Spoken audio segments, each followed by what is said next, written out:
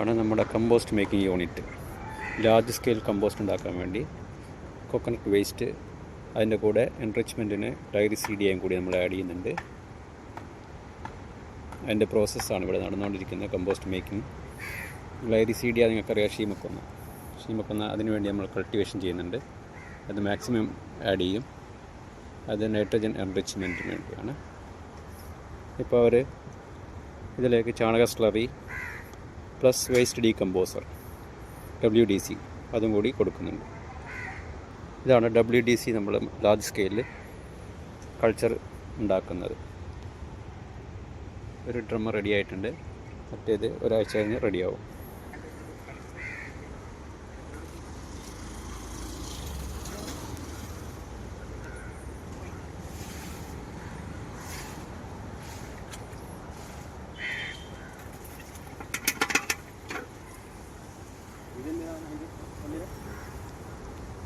ഇത് WDC waste decomposer.